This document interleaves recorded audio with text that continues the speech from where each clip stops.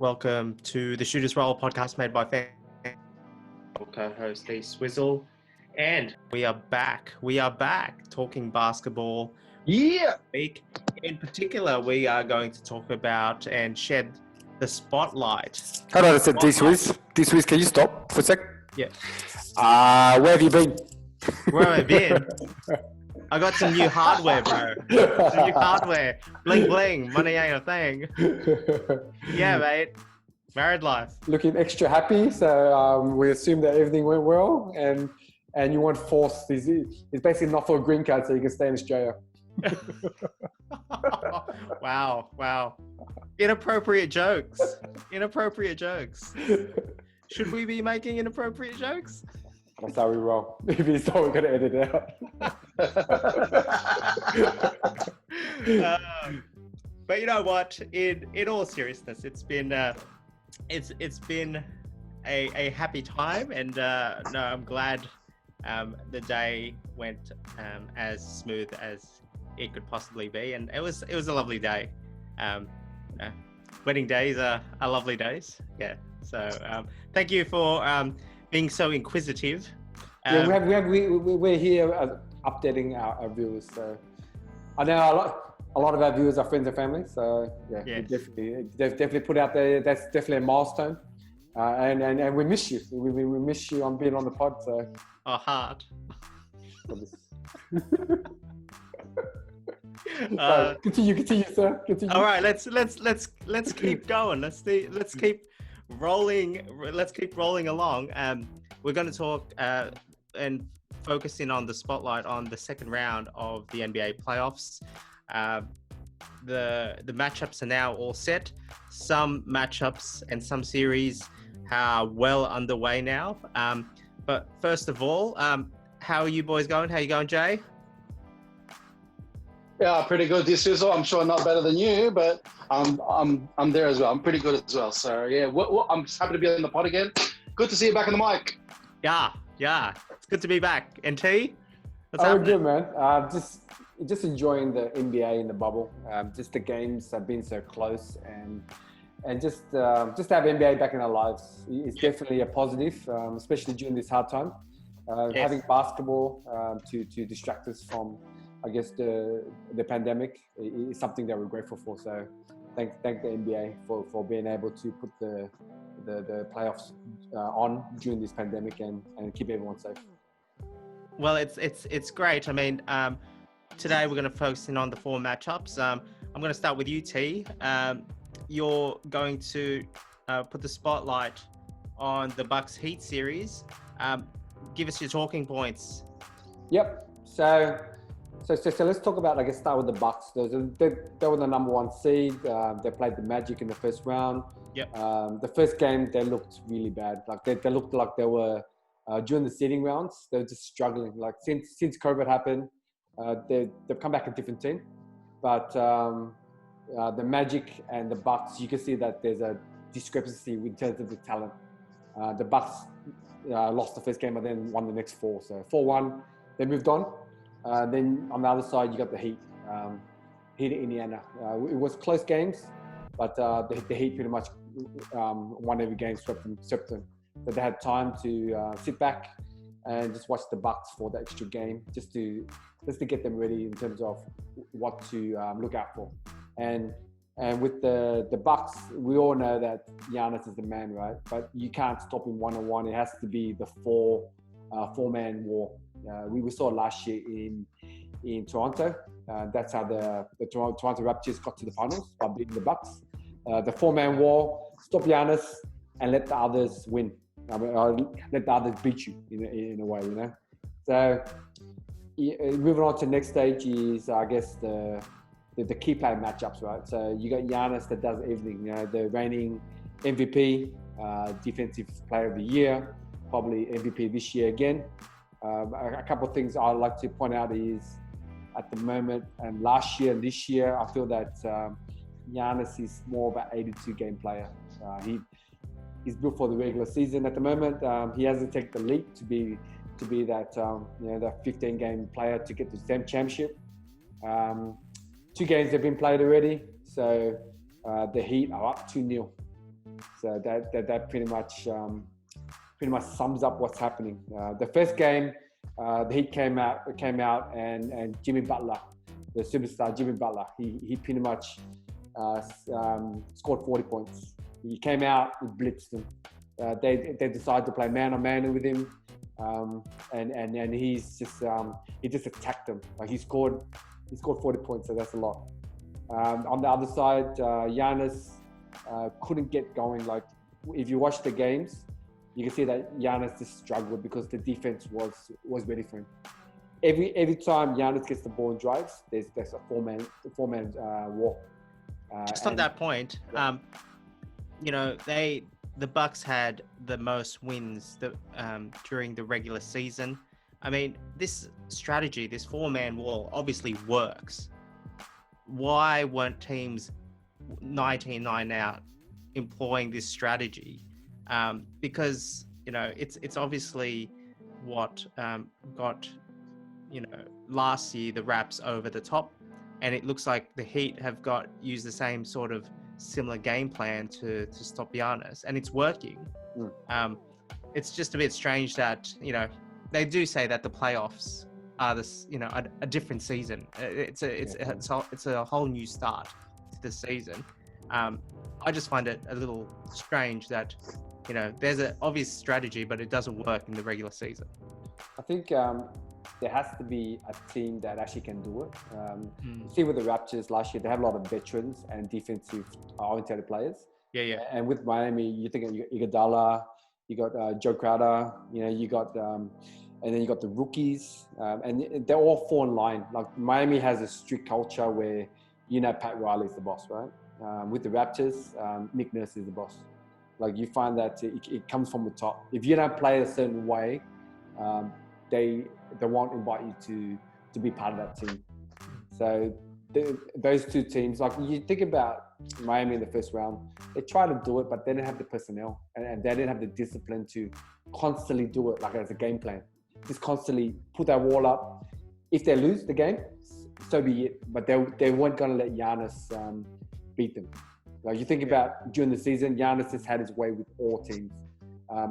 And also during the year, a lot of the playoff the playoff teams, they don't want to show all their hands. So they're playing straight up. So then they're like, okay, cool. You get the defensive player of the year award, you get the MVP, but we're not going to give you the championship. So like the second season of the NBA, which is the playoffs, is something that Giannis has to get used to. And I think the Bucks don't really have the personnel to overcome it. Like they don't have a knockdown shooter, and they don't have that second superstar. They have that third superstar in Chris Middleton, but I feel like he's if he was in the West, he wouldn't be an All-Star. So he's a top 30 player, but he's not a top 10 player. That's what Giannis needs as a Batman. If he's a Robin to his Batman. Where I think the round will be won is pretty much what I explained in terms of the wall. If the others in the Bucks actually come up big and make shots where Giannis is not firing or Giannis hits the open man, then it will be a series. But as I see now, my prediction is the Heat will win it in 6. In 6. Yeah. There are some shooters there though on the Bucks team. They've got a fire. Like Brook Lopez is a shooter. They've still got Kyle Korver. They have one them, of the ultimate shooters of all time.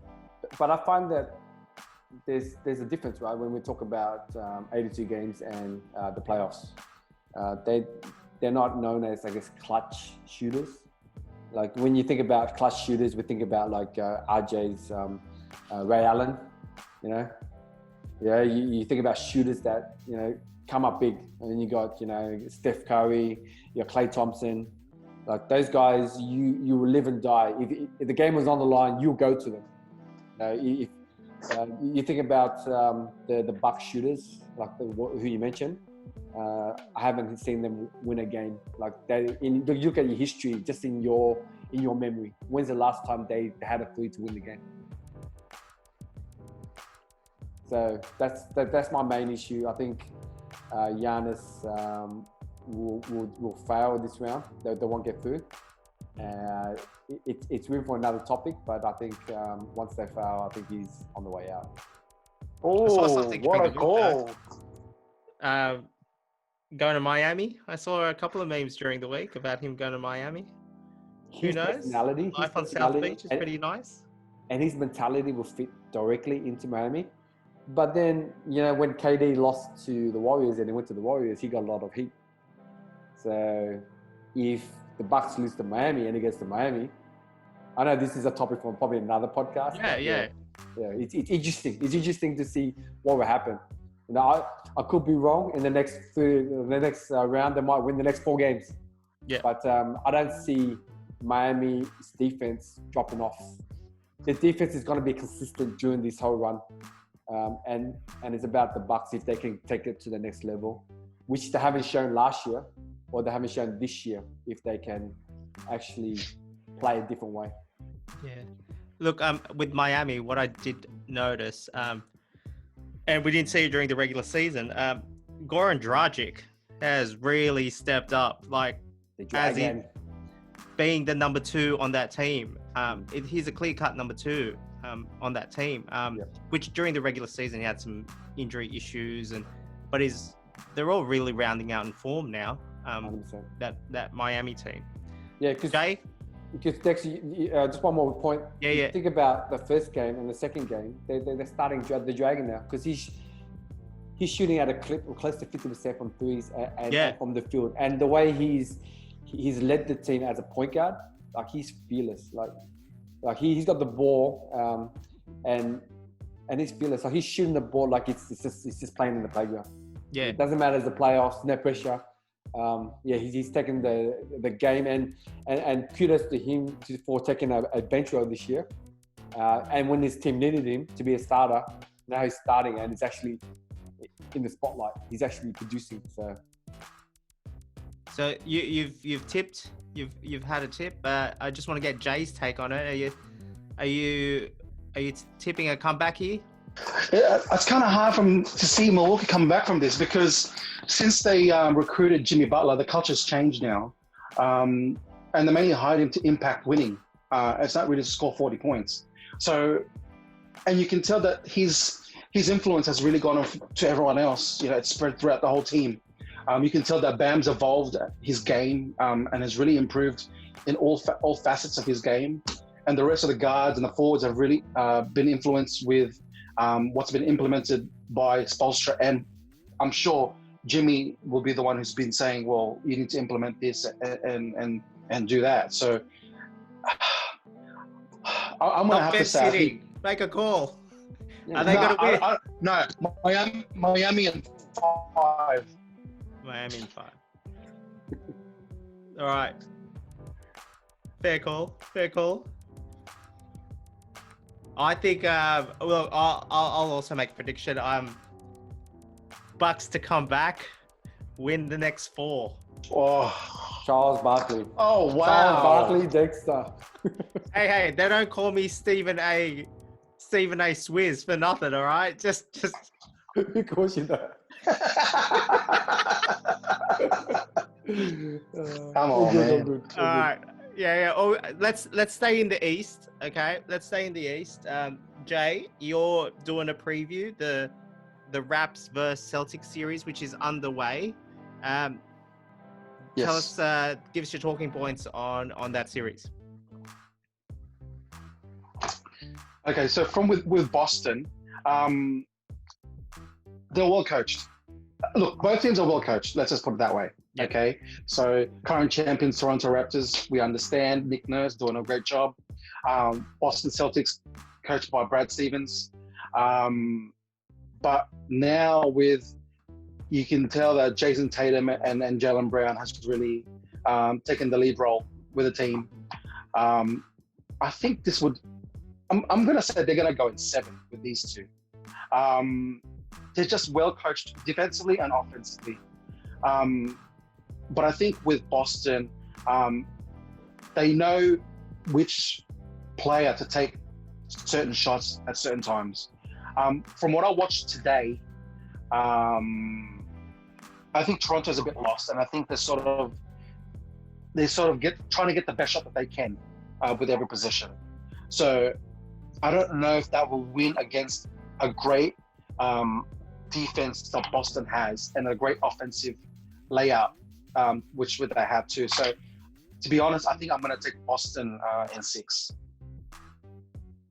What's your take? Yeah, with my take was, I guess in the last podcast with Coach Lloyd, I took the Raptors to get out of the East. So I'm not going to change my mind. Boston should have won today, but Anunoby shot that 3 with 0.5. That was a fluke. Regardless if it's a fluke. That was a fluke. Regardless if it's a fluke, I think it's the first shot that's going to ignite the championship DNA of the Raptors, and they're going to come back. Okay, I think it has to go to 7 for Raptors to win, and the next game is going to be big for them. Like if they drop any game now, it's pretty much over. But the next game, they have to approach everything like a game 7. So I'm still sticking to the Raps because they're I think. Yep. From what I saw today, I think Toronto has lost a bit of their swag. I think the only person in their lineup that still pretty much that has the balls to do everything is Kyle Lowry. I think he's still in that mode, still in that same zone. With the rest of them, I can see that they've sort of lost a bit of their swag, and you can't do that with Boston. You have to pretty much stick it to them because you can tell Boston with Kemba, you've got Marcus Smart, you've got even Reggie Theis, I think his name is. Theis, sorry. Yeah. They're all pretty much just going for it, and you can tell that there's no regret. It's just let's just go for it. With Toronto, they just look kind of like, well, they're hesitant about whether they're going to take the shots or not, which they didn't do the previous round, which I thought. Well, they had Kawhi last time, so they had a major crutch there. So there's a big difference with having Kawhi and not having Kawhi. I'm with you guys. Apart from T, who's riding the big calls there as Stephen AT there with the Raps Celtics series. I think the Celtics will do it. I'm being uncontroversial there. So, the Celtics are definitely peaking at the right time. But I just felt that they needed to win today to pretty much take over that series. So hopefully this will ignite the Raptors and push them to another win. And then as an NBA fan, though, we want to see close series, right?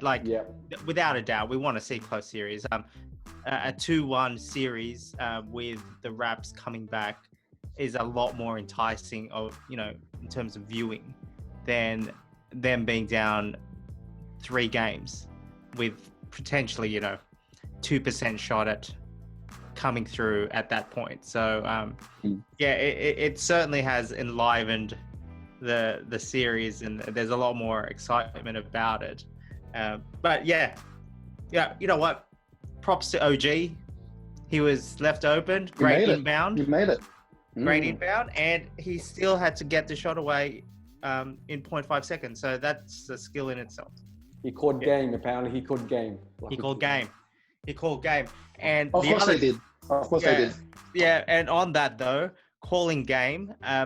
Let's move to the West, and now let's focus in on the Lakers and the Rockets series.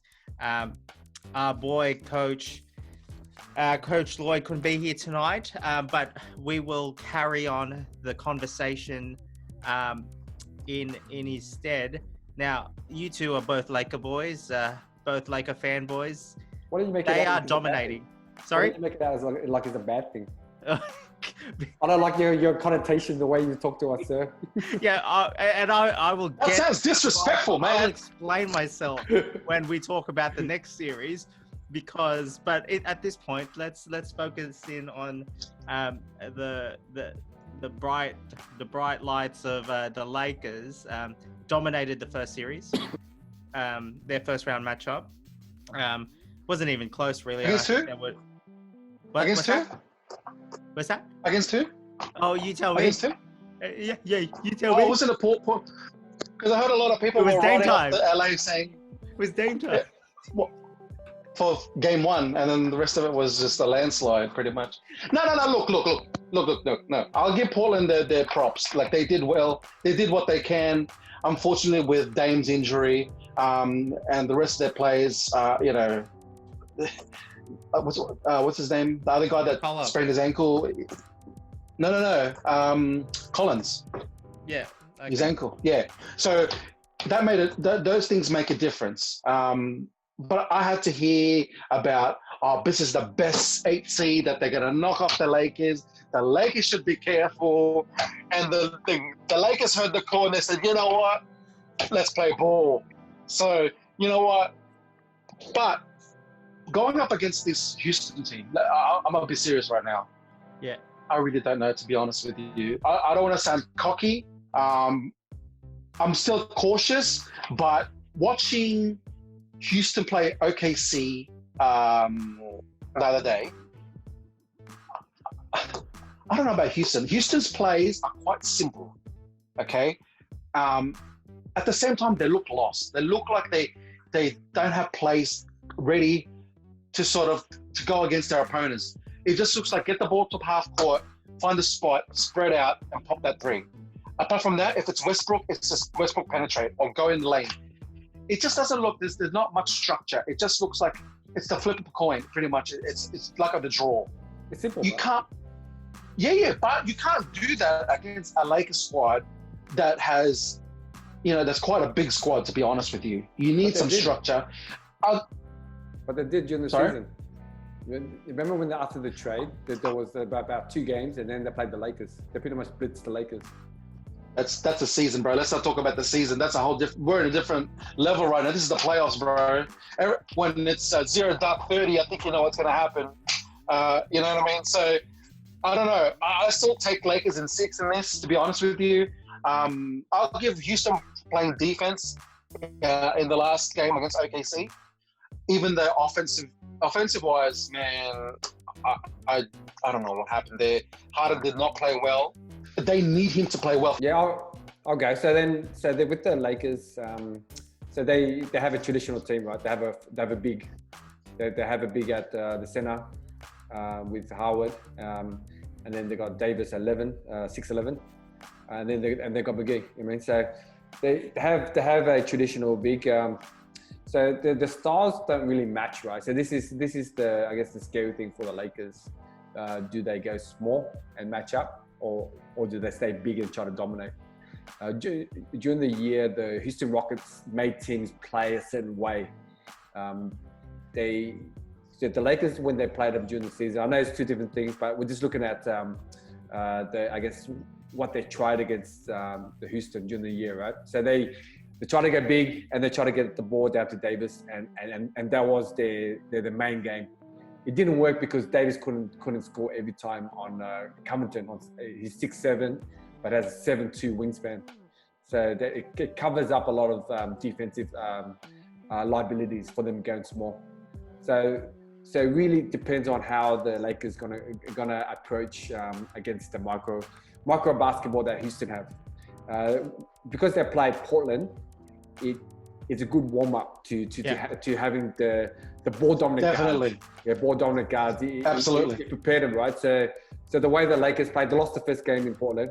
Against Portland, and then they doubled it and got the ball out of Dame's hands. So I think they're going to employ something like that, and they will live and die with all these 3-and-D shooters shooting 3. Like, they're sure they can make 3 from 5. But can they make 10 from 20? Like, these are the things that they're going to put those players on the line. The Lakers aren't going to let the superstars beat them. They're going to try to get the others to beat them. And the key thing for the Lakers, they have to play their game plan. They can't go small and try to beat the Houston out of the same style they play as micro ball. So I agree with that. They can't beat them at their own game, man. They have to. Well, I think the way the Lakers are going to win this is play bully ball. They've got to, and they've got the personnel to do it. They've got Davis to do it. And watching that series against OKC, the Rockets really struggled rebounding, and they had to contend with Steven Adams, and props to Steven Adams is a good player, Yeah. but he's not Anthony It's Anthony Davis. Yeah. Nah. He's not Anthony Davis. If anything, Adams is like Dwight Howard of the Lakers. You know, it's Definitely. a totally different thing, player that they've got to go up against, and I really think that they're going to get bruised down, and these second chance opportunities, I think this is where it's going to be won, is the Lakers' offensive rebounding and Houston's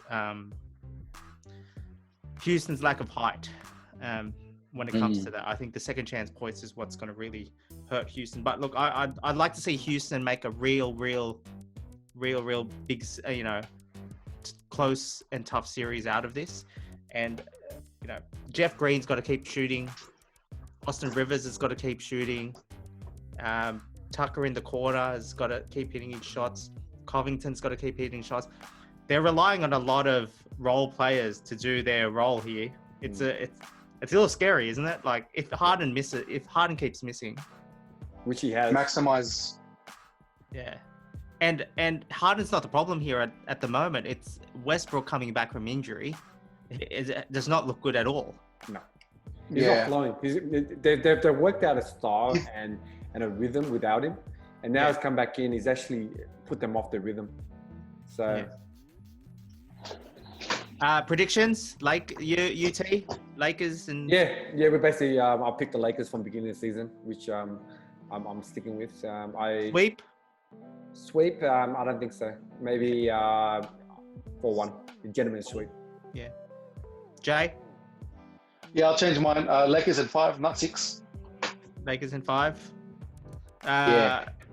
I'll be tough again and be controversial. I'll still go Lakers. But in 7. Woo! Yeah. Damn. I'll go 7. Oh, I like. Disrespectful still. You're saying that LA's. No. What I'm liking is I have a lot of faith in Harden. I think Harden is actually the best player on the floor in this series. And that's I think we should end this podcast right now. That's very disrespectful. Walk off the set. Floor? Are you serious? I think he's the best scorer on the floor. I'm not sure the best player. Definitely not the best player on the floor. Best scorer.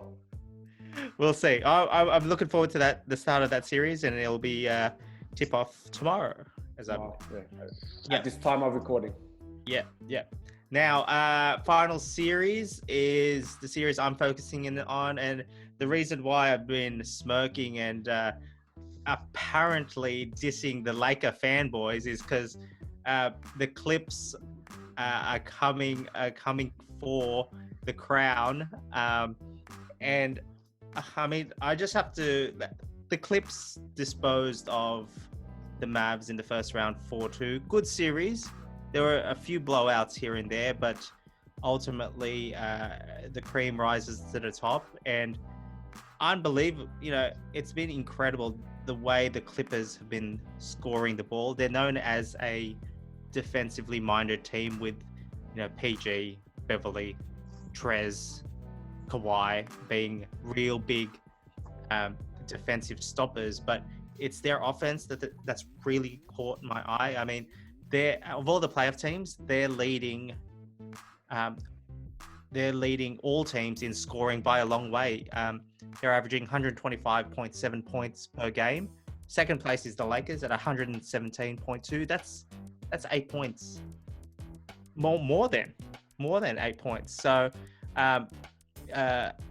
it's going to be interesting to see whether or not the Clippers can keep up the rampant scoring. And now, what can I say about their opponents, the Nuggets? That Nuggets Jazz series. Jay, we were talking about this earlier. It's got to be one of the best series ever. The best. Oh, unbelievable. That to and fro between Jamal Murray Mitchell. and Donnie Mitchell. I mean, man, one of the best I've ever seen, man. One of the best. Yeah, the back and forth was really incredible. Jordan-esque numbers from both both players shooting at high clips. Absolutely. And, Especially now that you've given the tag Dwayne Wade 2.0. Ooh, you're something else now. It's just incredible, right? How that series panned out. You know, the Nugs taking the 1-game lead, and then the Jazz taking the next 3, and then the Nugs taking the next 2, and then forcing a Game 7, and Game 7 coming down to the last play when Conley's 3-pointer rattled out. I mean, you couldn't ask for more as a fan in terms of a series that was entertaining. That's what we hope for. Gritty basketball. Yeah. For the Houston OKC round, it was disappointing that they couldn't get a shot off. Yeah. That was disappointing. But that was still a good series though, and as well.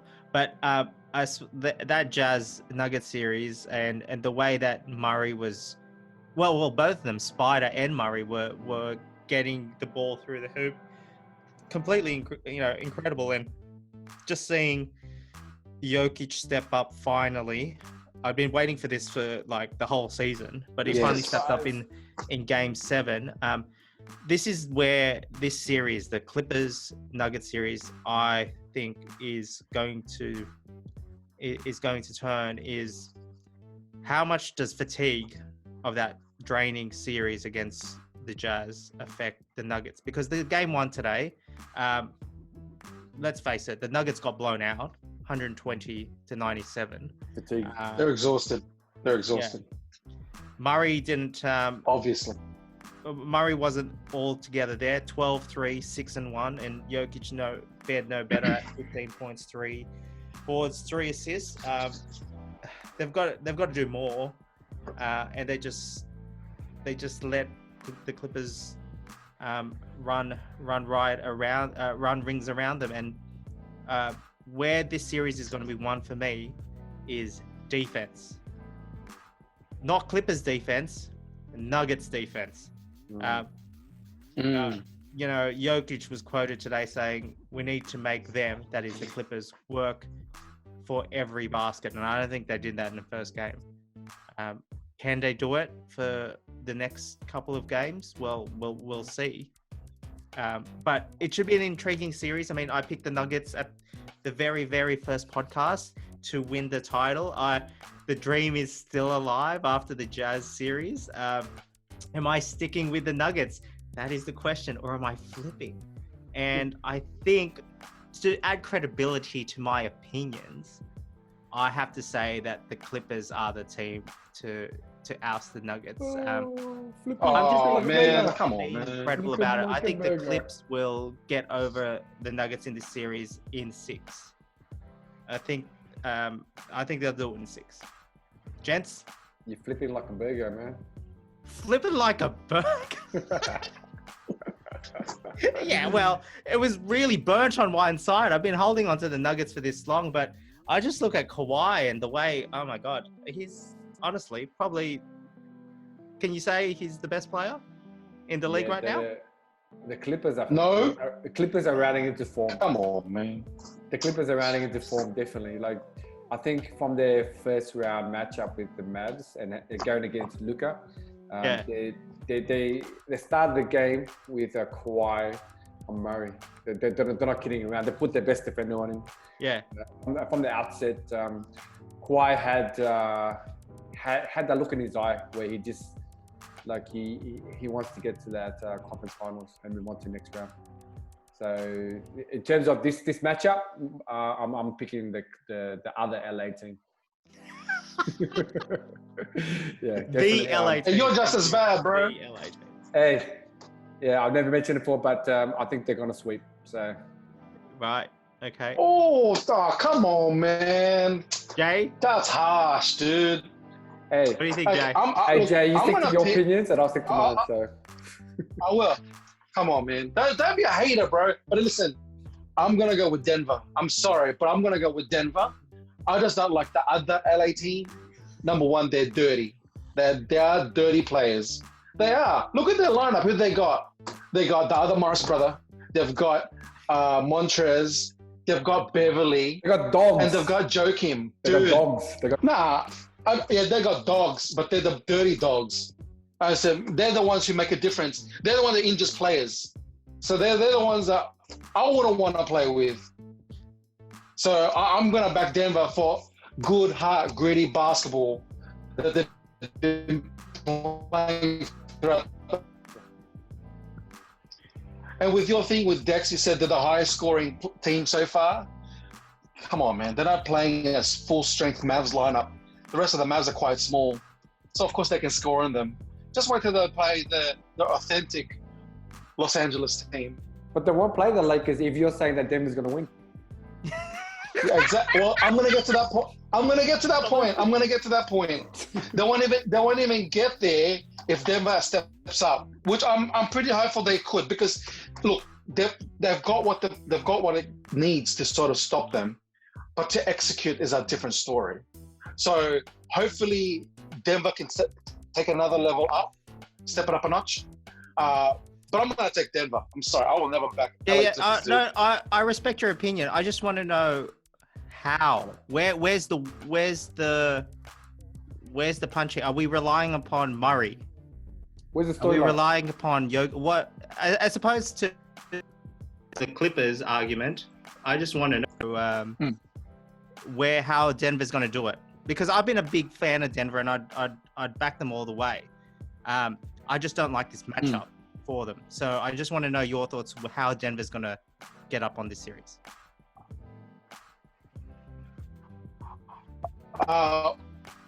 We're going to need others in Denver. When I say others, Jeremy Grant, we're going to need him to step up. We're going to need Torrey Craig to step up. We're going to need all of them to pretty much step up another notch.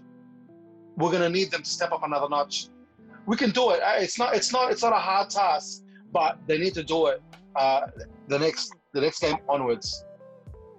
I just don't want Clippers to win. Sorry, I just don't want them to progress. I don't even like them because, yeah, they're dogs. They're dirty. I don't like dirty players. Well, look, I'm putting on the other hat now. I'm putting on my Denver hat here, and I think the way they are going to win this, it's not going to be through Murray, because I think the caliber of defenders on the Clippers will pretty much shut Murray out. I mean, they can put 3 or 4 different people on Murray, give him 3 or 4 different looks that Utah couldn't do, whereas the Clippers can actually put Kawhi on him, PG on him, Beverly on him, and Murray's got to adjust accordingly during the game, whereas in the Utah series, it was just basically him going at it with Mitchell. Where Denver, I think, is going to have to win it is in the middle.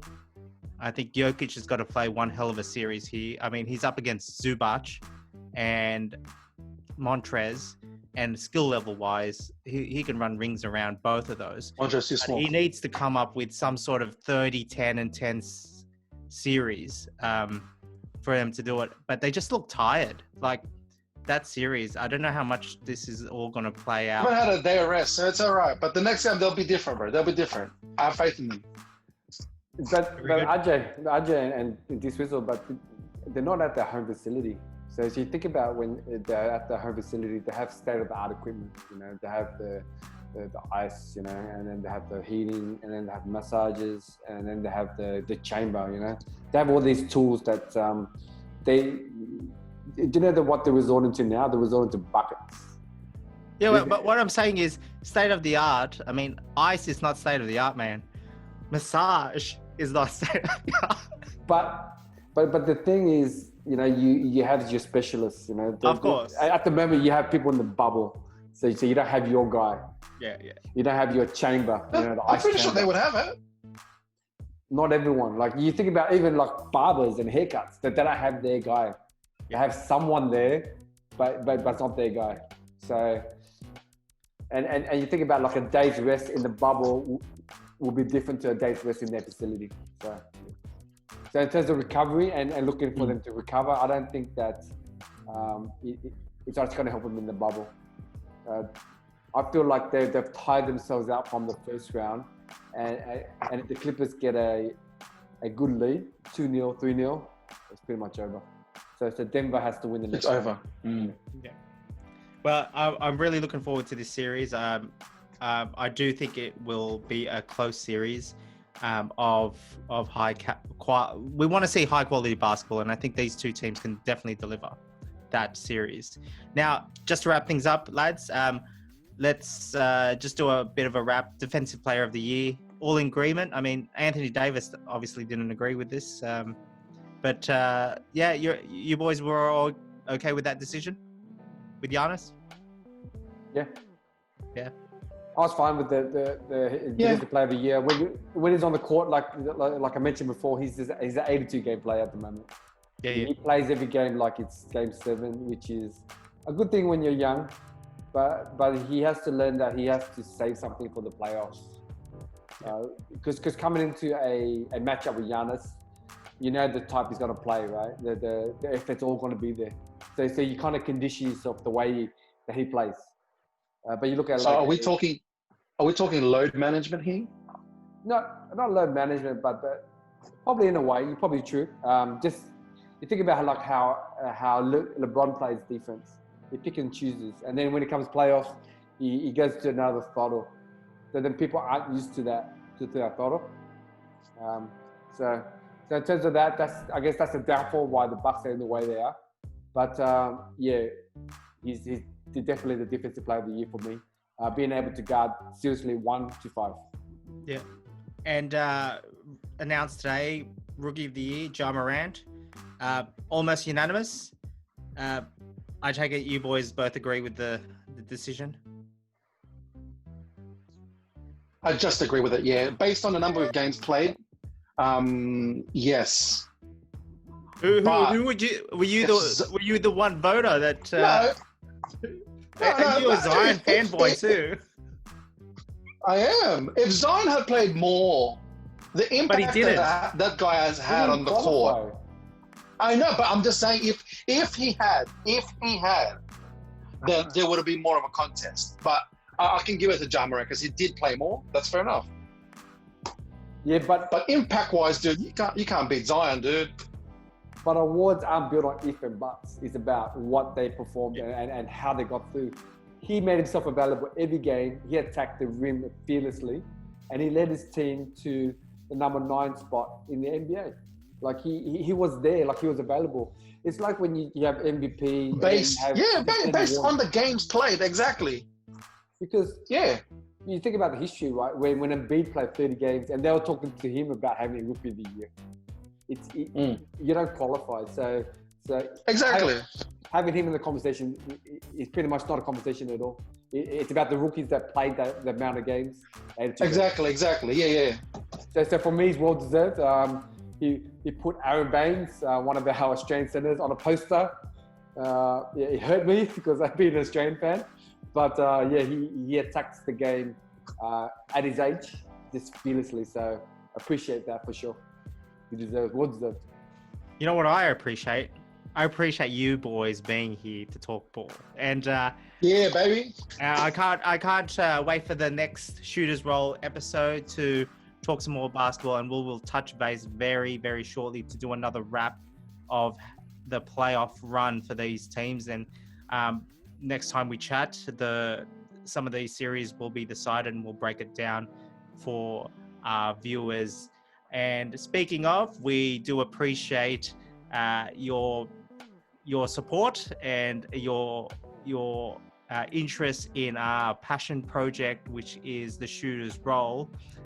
We've just clicked on 200 fans on our Facebook page, and we want to say big thanks and a big shout out to all of you who keep liking our posts and our content, and it does drive us to do better in what we do to produce basketball media. So thank you so much. Yep. Appreciate all of you. Thank you. I also want to mention that 90% of our YouTube viewers are not subscribed. So it doesn't cost you anything. Just subscribe to us. Lets us know that we're doing the right thing, and we'll keep on pushing good content out. Yeah. Do as T says. Stephen A.T. So we'll basically send RJ for you. RJ will come to your neighborhood, make you click on that subscribe button as you are in the right-hand corner now. That's it. So until next time, we are the Shooters Roll. podcast made by fans for the fans, and we will catch you soon. Later, guys. Thank you.